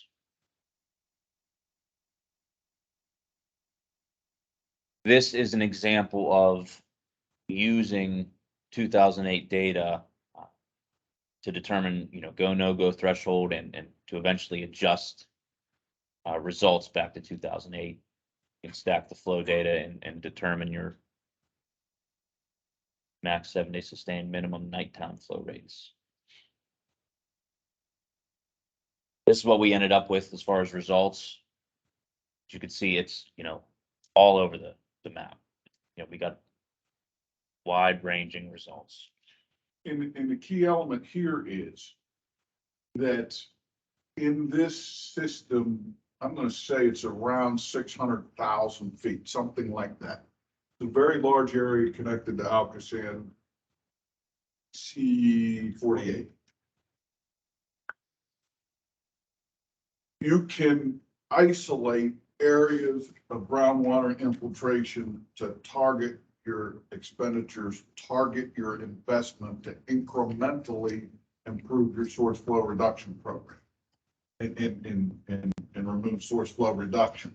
That histogram just kind of shows you that 33% of the system in terms of source flow reduction, don't even look at it. Take a 30-year system off the page. A 30-year system, 24 plus 17, that's 41%. That's where you're going to focus on those areas. Develop your program around that. And, there might be some areas in the yellow that you want to take a further look, but, essentially start off in the red and orange areas, developing your 10% projects around those general areas. So these slides were developed as part of the pilot presentation, but if you could imagine a heat map analysis, we have red, green would represent a light blue area, for instance. This is a look from a flow monitor perspective, long-term I&I. The flow monitors tell us, well, this area in green here is very dry. The area in red's very wet. So this could be a plot on the gold line standard. Let's just go with different colors. Red and orange are red and purple on the gold line standard, and green and yellow could be the two variations of blue. Yeah. Okay. Yeah. That helps. Okay. So, you'd be looking at it from that perspective and saying, all right, well, I need to do flow isolation in the red areas. And when you do your flow isolation, these were our real results. You can see, there's some dry areas in your very wet red area. And that's the point of these flow isolation studies, is to allow you to. And, we're speaking to elected officials next week, and this is really, to me, a key part for saying that you're really using your engineering part to know where we should spend our money. It's not just like you said, because it said wet, it doesn't mean I gotta line that whole area. Right. Now, through these studies, because I know what it's like, they're gonna say, well, why am I spending that if you knew it was wet? Why didn't you just go in there and line? And what you're saying through this study is, okay, now we've known that, now we're getting down tighter to where we have to go. So, we would be wasting your dollars if we just said, we're gonna just start lining this street, that street have to be a green, we were going to do. Yeah, completely dry. Yeah. Eventually, yeah. Should you mention, Dave, to the elected officials too, that you're taking on first of all, exhibit B to start and going to this point.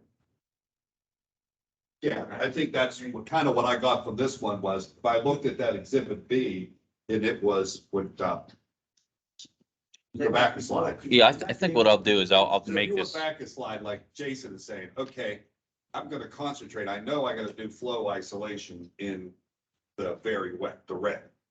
Because that's my problem on my gold line standard, on my exhibit B. So now, when I study that area, I've got it down even more finite where my problem is, right? I'm not gonna waste my money in the green. Right? That's only for people if you're below the gold line standard. You might find too, Dave, on your exhibit B too, say the purple. You gotta do something in it, right? So you go into flow isolation, all of a sudden you get red areas, orange areas. Now you develop a lot more problems that you gotta context to reduce when you weren't too far off to start with.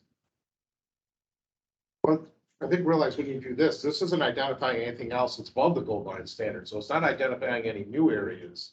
All it is within your area that you are above, highlighting which are the worst parts of that system that are leading to that.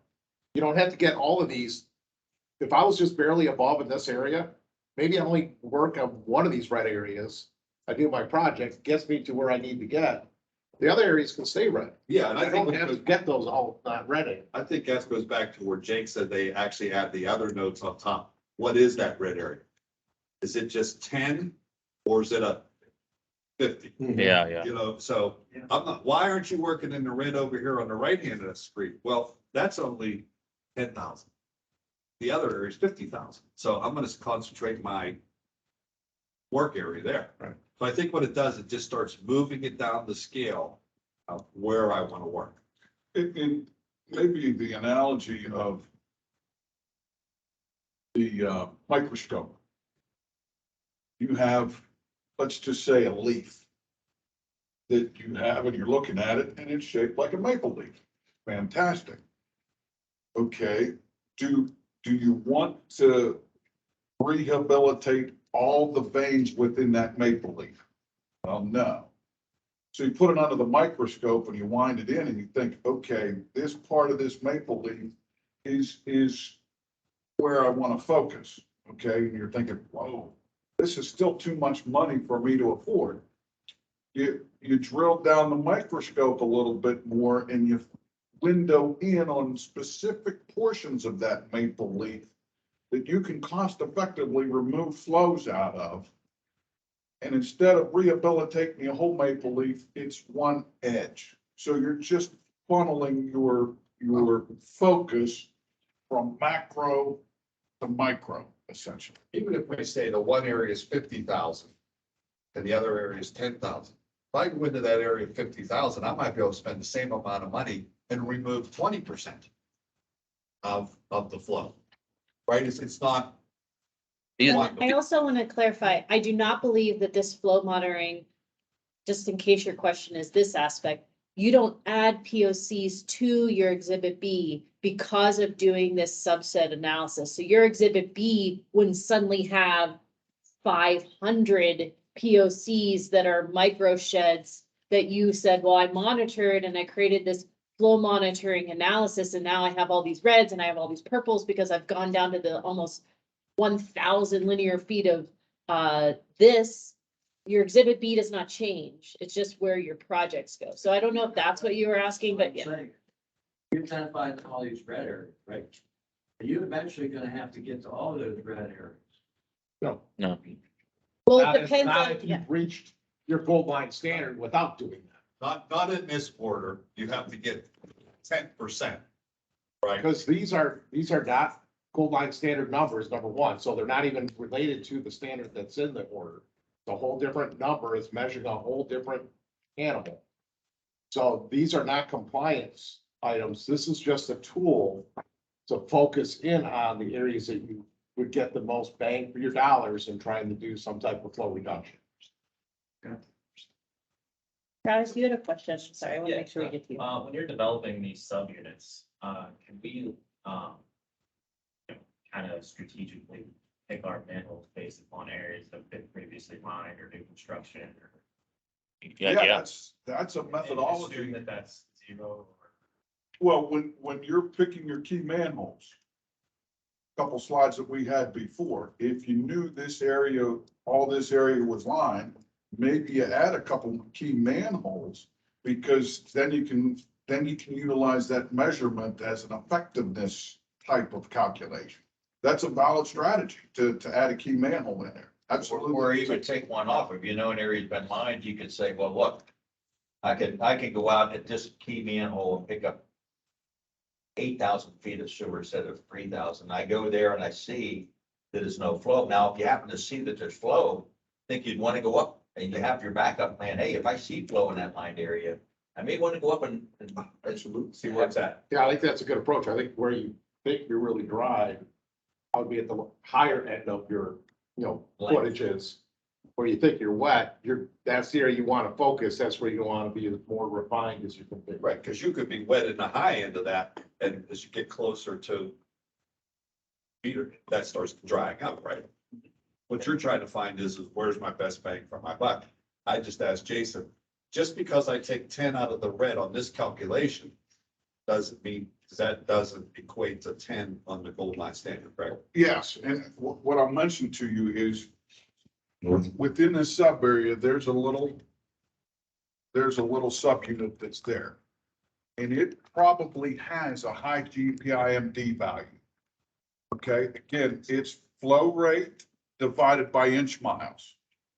So the flow rate might be, I'll use one of the values that I mentioned earlier, 5317 on the weir. The inch miles is very small. You do the arithmetic, you're thinking myself, holy mackerel, I found the holy grail. I got the solution to the problem. It's 60,000 GPIMD. Take out the arithmetic, translate that back to flow rate. That's actually not that much flow. Conversely, in these subunits that are bigger inch miles, bigger diameters, flow rate divided by inch miles, you may get a better bang for your buck here and get the 10% versus just doing that. So that's another caution that, again, these are gallons per day per inch mile. Right, so 10% in that small red area doesn't equate to 10% on the gold line standard. Correct. 10% of this red area may only get you 3% on your gold line standard, or 1%. This So if I just took- focuses We you. use that number of 50,000. If I remove 5,000, don't think that that's your 10%. Correct. And this was presented at last month's presentation, but this work eventually goes into a CEP tool, ideally, to determine what's cost effective. And then you're determining, all right, here's my alternative. I'm gonna line this, and this. And then you associate some kind of reduction with that, and that goes back into the model. And at that point, then that gives you an idea of how much reduction should I see at my exhibit B monitor downstream. Okay. Very good question. And to add to Travis, your question, in a lot of cases, let's say we did a flow isolation program and this entire leg was dry, going down in round one. Well, it's pretty convincingly, dry in that section. For round two, we might not even touch that. We might add other intermediate key manholes for round two.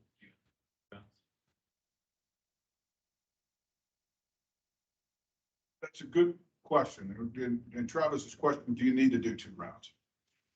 I like to do 2 rounds for a QA/QC perspective, and I'll be candid with you.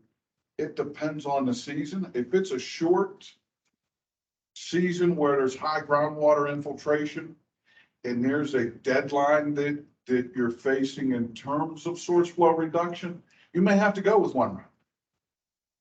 Obviously, as engineers, you like data, you like QA/QC, you want to confirm your numbers. You always want to have that second round. Strongly recommend it. But if the specific circumstances are such that you're only going to get 1 round, sometimes you just got to count your blessings that you got that round. Certain wet weather periods in the mid 2010s where there wasn't, I'm going to say 2014, there wasn't a real high groundwater time frame. And we had to defer programs a year because it just didn't get wet. Spring sprung March 1st, and summer, everyone was wearing t-shirts March 15th. And the groundwater never come up to do the work. So it depends. I hope I've answered your question. I didn't want to be vague, but sometimes you have to be adaptable. So what you're saying, Jake, is if I went up my first round and I did this whole leg, I did this 1 leg coming down, and it was like nothing. There's no use. In my good judgment, thinking, what, I know this area's been, it's all within the same area, so it should be just as wet on this leg as it is on the leg downstream or to the left of it. I would, and I mentioned a leg, meaning multiple measurements along a section. I think you could combine it, at some point, your driest measurement downstream, you want to measure there again, just to determine, but yes, there's cases where if we knew a whole section was dry, that we would kind of lump that whole area. Round 2 may not look identical to round 1 as far as where you go get your read. Correct. Depending on conditions. And another point towards having 2 rounds, I mean, if there is, an anomaly, somebody's out there using their, all kinds of water in the middle of the night, when you took your round, you might take your results back and say, well, yeah, we found the Holy Grail here. This area is wet. We need to further investigate it. And, it turns out that it was just a false reading. That the 2 rounds help with that a little bit. I think you gotta use CCTV cameras. Say I got that red area, big area, that's where you found you got the problem, with all this low isolation, right? You say, oh, that's line all that area, right? Meantime, there's not a problem with the main pipe. Yeah, you're absolutely right. We're just saying this is a starting. Yes, Glenn, I'll tell you, back in the Absolutely. day in the '70s, this was just step one, because televising was so expensive back then. That rather than just go, like you say, go televise everything, this was a method to go knock down where you would go televise. So I think that it is prudent that you would say, before you actually say what you're gonna do there, if you already haven't televised that, which you may have done. You But should have that televised all these lines. But, You should but have. that was the premise back in the '70s, '80s, televising was real expensive. Yeah, but couldn't this have been on one of your cycles where you televised it? You may wrong. But you might have done it so long ago. And again, what time of the year did you do it? What was your defects? So I think what this does is it says, okay, I'm not gonna televise anything in red. I'm gonna do all my work in the yellow. I'm not gonna spend any dollars. I'm gonna spend my next investigation dollars only in red. And ideally, you would do that televising when it's real wet. Then it would help you determine on the It would. which method We you did do use. that. We did that. I'm familiar with the sanitary sewer, typical on that thing, so but the sanitary committee is required to televise every single pipe in a certain period of time. or Yeah, was it- they are. No, it depends on the O&M plan. yeah, I thought it was, So a typical O&M plan has a requirement to circle around. Yes. 10 years, every pipe. Yes. Yes. Okay. I get what you're saying here. Yeah, it's, Rule of thumb's 10-year, 10%. different municipalities have a different cycle, some 5, some 10, some a little longer. But it is the entire system. Yes. Typically, yes. Yes. So what I'm saying is this could have been from a cycle that was 10 years ago, Yes, right? yes, yes. So I wouldn't rely on that CCTV. Correct. Televising happens in the summer. Where you wouldn't see the data Correct, results. right. And in 10 years, I better have fixed my number 5s and number 4s. You're supposed to do it within a year. yeah, all the 4s and 5s. You should take care of those almost immediately. That's what I said. So So, you shouldn't have, what I'm saying is if this was in a cycle that was already videoed 10 years ago, you shouldn't have 4s or 5s because they better have been fixed. that's right. But it doesn't say a 4 or 5 equipment occurred. That's right. Right. And another finding, and I'll be specific on a certain finding. In a certain municipality doing flow isolation measurements as part of their O&M program, as part of the original ACO, the 2004 ACO. There was an area of the municipality that was wet. We looked at the televising. The vitrified clay pipe was as pristine as any pretty vitrified clay pipe that you've ever seen. In doing the flow isolation measurements, the technician wrote on the form, "I smell chlorine." And lo and behold, second round, we went out and while doing flow isolation measurements, used the old broom trick on the hydrant aspect. During the middle of the night, you shouldn't hear any vibration. You shouldn't hear anything. But isolating a water line leak, listening to the old broomstick on the hydrant trick, reported that to the water company. Lo and behold, a couple weeks later, the leak's fixed. Their tank is retaining water again, and that flow is removed from the system. Sometimes that happens. I've seen it with, in my own experience in, service lines going to a home. It's not the main line that's broke, it's the service line that's broken, and it's finding the path of least resistance. It's getting into the main line. And, So you see a high flow for a weird reason. yes, and none of that would have been impacted. That fix wouldn't have been repaired, except for that one observation from a technician that says, I smell chlorine. Yeah, so Wayne, do you have a question? I did, of course, we have 2 rounds of stuff. With 3 different bubble maps. So generally how I've done it is, yes, you start with 2. Here's your round 1 results, here's your round 2 results. And in circumstances where, they're both adjusted, they're on the same plane, as far as your control meter goes, and they're similar results, I've averaged them and said, here's my composite result figure. In other situations, it's clear that this measurement is way different from this one. And that's what that figure here kind of helped us to determine is, okay, this measurement doesn't make sense at all. I need to throw this out, based on observations in the field from our field techs. But there is a lot of engineering judgment that goes into creating one final composite map. and keep in mind, that's why there's a range.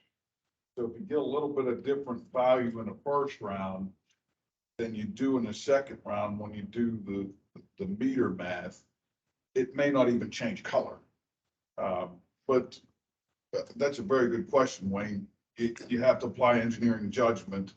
You could have 2, but again, that complicates the issue. Sometimes you average them, sometimes you take a value that's unreliable, throw it out, and develop the composite map that you move forward to the next step. And it doesn't just have to be the straight bubble map. You can have call outs and you describe the situation that's happening, with the result you've provided. We have a question that came in online. If we are currently thoroughly monitoring the area, can we do a SOAP analysis to see which has the highest R values, GWI, EWF, and only do nighttime flow isolation studies in those areas? So that's basically what the baseline due diligence and the exhibit B was all about, is taking the 2008 data, removing base wastewater flow. That left you with GWI and RDII, and, determined where you were on the gold line standard. But yes, I'd say, yeah, that's the point is. So that would be the starting point to developing your scope for this. I wonder, all right, if we had additional 2008 monitors, IM monitors upstream in the system that split I guess this is that case here. This isn't necessarily what it looks like on exhibit B. We had other internal monitors. I would argue if you can create this and you have this it should have been submitted as part of your phase 1 consent order, heat map. That you could focus your flow isolation in those areas. I think that whole down the dry and the downstream area to the left in red, I think that's all one sewer shed on exhibit B. So if that exhibit B monitor was above the gold line, you could use this data to say, hey, I'm going to focus my flow isolation effort in this area downstream. So that gives you this gives you a better tool to say, there's no use to be doing flow isolation up there than a green. Yeah. That's wasting my money Yeah. and time.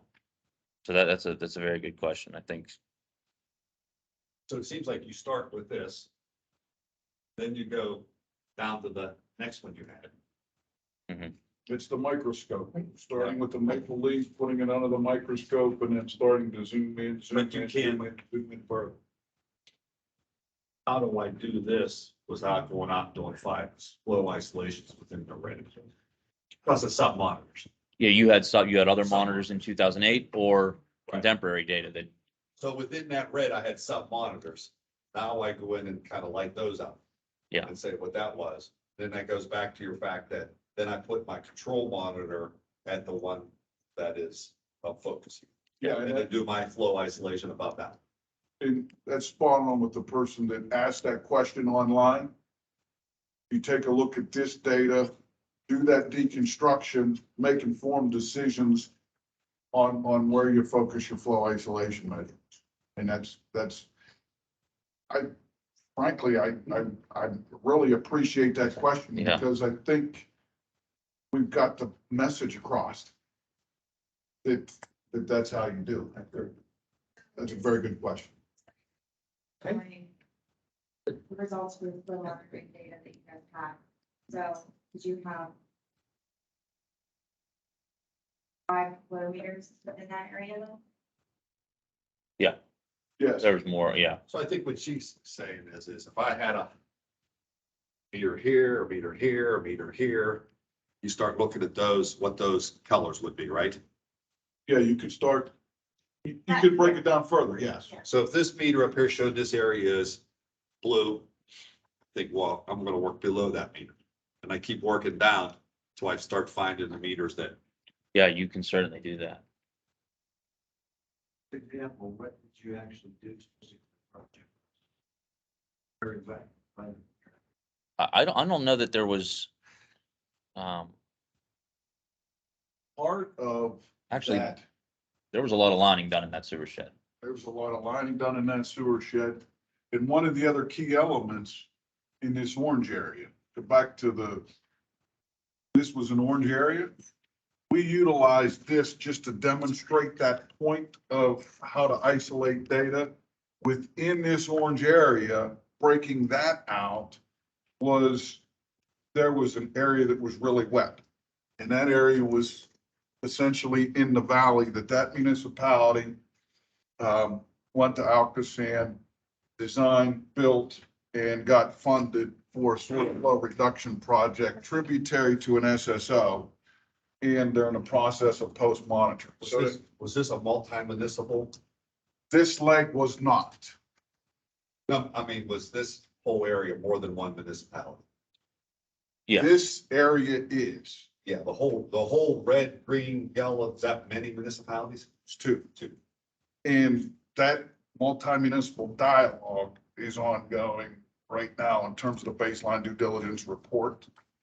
And there's SSOs that in this area that by the end of next year, those two municipalities are going to need to develop an SSO remediation plan, if you will. But in terms of projects, to answer your question, there was a growth funded project up in that area that was pretty successful. What did that do to the very wet area? Red. The post rehab monitoring is ongoing, Glenn, so it's in the ground now. That's a good question. You know, we could bring back those results later, but that was the intent. I have to ask, could we be wasting a lot of municipal dollars until we don't let Private I&I is an issue. And I'll be candid with you that a lot of the discussion recently, now that the municipalities have started doing the baseline due diligence reports, okay? They've mapped their system, they've mapped areas where they've lined, they've mapped areas where they've done work. And they're taking a look at where they're at in the gold line standard with contemporary data.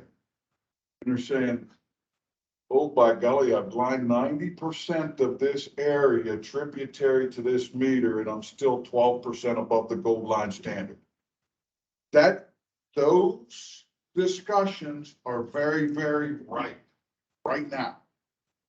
And again, lining and different things like that, if you hermetically seal the main line and extend the useful life of that main line, it's a good thing for the municipality.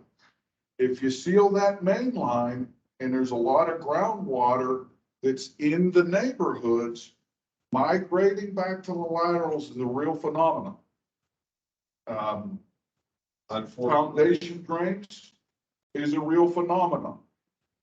And so those discussions are the more difficult discussions that the regions has to have. And in terms of lining, if you've expended a lot of dollars in terms of lining and extended the useful life of those pipes, that's a good thing. you may have to do more in terms of source flow reduction down the road, or to comply with this order, frankly. Yeah, the problem is the order says you have to take it out of the system. Correct. And that's, you might deduce that it is from the private laterals, but you can't say, well, I can't get anything out because it's coming from the private laterals. One key element, and again, getting back to the flow isolation measurements. If you've lined 90% of your system and you do your flow isolation measurements and you have areas or pockets that are red, what does that tell you? And I'll ask that rhetorically. You've hermetically sealed the main line, do your flow isolation measurements, and you've got 2 streets that come up red. Coming in from your laterals. You have to have a dialogue with your property owners and develop a policy relative to private island. Those are the difficult discussions that we're gonna have. Is that consent order compliance? Like if you say I'm 96% lined, I did my flow isolation, here are my red areas, there's literally nothing else I can do but knock on people's doors. You could pass a lateral ordinance and just do away with that requirement. But you're required the, Required to do a 10% red or Yeah. a force reduction. correct, If, yes. if you were below the gold line standard and didn't contribute to an SSO, all you have to do is pass the ordinance. But if you're above the guideline standard, You have to implement a 10% but if reduction. you don't, but if you don't have one. You gotta because develop did it. the lining, you did. Can't- I think that, that- you did the And isolation. in all probability, you probably wouldn't be above it. Can municipalities do projects on private laterals that count That's towards the the 10%? difficult discussion that we're gonna have. I can't spend public dollars on private property. That's the difficult discussion that we gotta have. That's the problem, is you might know that it's problematic there. There are places in the state that have done, and to comply with consent orders, they have made the justification. If we're gonna use public money on private work because it benefits the whole. But that's, you gotta be very careful with that, and you gotta make sure your solicitor's on board. That's more out east, I've seen that. Yeah, It's not so much in this area. Right. I've also seen communities have a program where they'll go up into a neighborhood, line their sewers, and at the time, do the inspections on the private side and require those repairs to be done in that neighborhood by the private owners. So that could be, I think, considered part of your project, because you're requiring it to be done now. You're not saying, we're just gonna put a program in. These have to be repaired now. And I guess along with Brad, what Jerry said, what Dave mentioned, Don, that's the difficult discussions that we're gonna have to have moving That's- forward. That's a policy decision. Yes. I mean, as an engineer, you can say, listen, we can't make this system any tighter. And the problem, the main line, the problem is these private connections now becomes policy on how you fix it.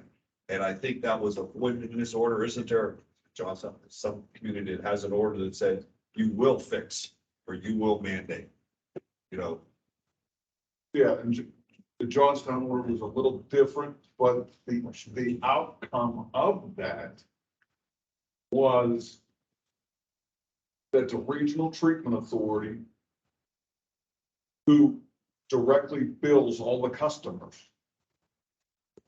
very different institutionally than we have here with Alcosan, basically told the municipalities, you do this, meaning do a lateral testing program, here's your treatment charge. Nominal value, I just say nominal. If you don't do the lateral testing policy, here's your treatment charge, nominal times 5. Make your decision. Different institutional, but in that case, the private I&I, there was a different emphasis on the private I&I. The other aspect is it acted like a combined sewer system, but no combined sewer system overflow permit. and I think that Big goes difference. back to one of the things I'd like to institute is we don't really see a map of all the work that has been done through the region up in the systems. How much lining's really been done, how much, of that, so if you gotta start telling people, look how much we've done. And we're only squeezing this little bit out of that sponge. And as we, a lot of people said, closer you get to the gold line standard, is that sponge is, The tougher it's Getting right gonna up. get lower. Keep in mind, the gold line standard goes down over time. It becomes the black and gold standard at some point, 2028, 2029. so I guess, Don, the easy answer to that is, there is no easy answer. Correct. Stay tuned. Yeah, it is the struggling part from, I would say, from the engineer standpoint and from the elected officials' policy point, how do you get over that bridge? Yes. Like, we're there, but we don't know how to, Well, in dealing with groundwater brings in all kinds of other issues on, well, you keep tying everything tight as you can. That groundwater is still gonna be there and keep building up higher. It's relieving itself somehow. right, and then you start Whether that's pushing through into the main people's line, you business. seal that up, now through the private lines, now if you take that away, where's it going? So that's the challenge with those. It's not an easy solution either from a technical perspective or from a policy perspective. That you really need to understand your area and what's causing that and what can be done to address that. You start pushing it into people's basements, through their walls, it's gonna be. So, and the reason, and I'll be candid, well, why are we just having this discussion now? Why didn't we have this discussion a year or so ago? The baseline due diligence reports, getting back into, okay, this is the work that I did, here's what I looked like in 2008, this is what I looked like from a flow perspective in 2022. Those have just been submitted. Now the region is starting to look at, okay, by the end of 2023, I gotta have this plan to get rid of the SSO. I have to have my 10% project. And now I've learned this about my system. Where do I go from here? That's why we're starting these discussions right now, because of where we're at in the process. And I Of the phase two consent. I think we need to make sure we gather the data as we go along, because this isn't the last order.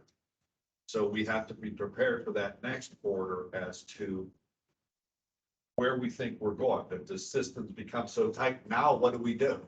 And, it's hard enough having the ratepayers understand why they're paying money to do this stuff to the main line. When you start telling them, you're gonna now have to do your lateral, you've just exponentially set that on fire. Just my personal opinion. Good, Jake. Land the plane. Oh, we're halfway through the presentation. No, so just some reminders, do your field prep during daylight hours, preferably a few days before. The people that are actually doing the measurements should be the one out in the field seeing the manholes. Notify local police and residents. Make note of industrial, commercial connections, pump stations, and do your mass balance calculations as soon as possible, so you can note any questionable results. Last slide, this is just a reminder on budgeting for 2023. So, tasks due in May 31st are field surveys, flow monitoring, and flow isolation. And following shortly after is CEP analysis, alternatives analysis, H&H modeling, all that. That's all. Last call for questions from those joining us online.